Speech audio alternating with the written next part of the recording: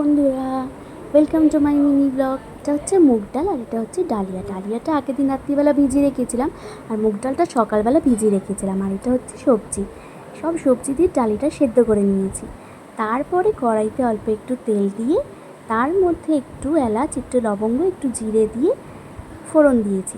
তারপরে একটু আদা বাটা অ্যাড করেছি, তারপরে নুন দিয়ে দিয়েছি যাতে না কড়াইতে লেগে যায়। তারপর একটু হলুদ দিয়ে ভালো করে নেড়ে নিয়ে অল্প একটু জল দিয়ে দিয়েছি। তারপরে সেদ্ধ করে রাখা ডালিয়াটা এর মধ্যে দিয়ে দিয়েছি। ব্যাস, ডালিয়া একদম রেডি। কিছুক্ষণ ফোটানোর পরে অল্প একটু গরম জল দিয়ে দিলাম, তারপরে একটু নুন দিয়ে দিয়েছিলাম স্বাদ মতন। তো এই রেসিপিটা তোমরা তোমাদের বেবিদের জন্য করতে পারো।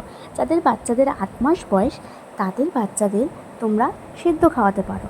মুগ ডালটা কিন্তু আমি ভেজে নিইনি, মুগ ডালটা ভেজে নিলে অনেক সময় গ্যাস হয়, সেই জন্য তোমরা সেদ্ধই দিও।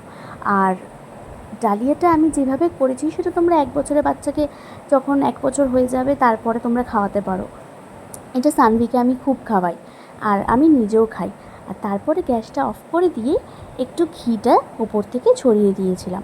ঘিটা একদম হোমমেড, তোমরা চাইলে বাটারও দিতে পারো। এটা খাওয়া খুব ভালো, এইভাবে করলে বাচ্চা খেতেও ভালোবাসবে এবং তোমরা খাওয়াতেও পারবে। আমার এই ব্লগটা ভালো লাগলে লাইক, কমেন্ট, শেয়ার করে দিও। Thank you.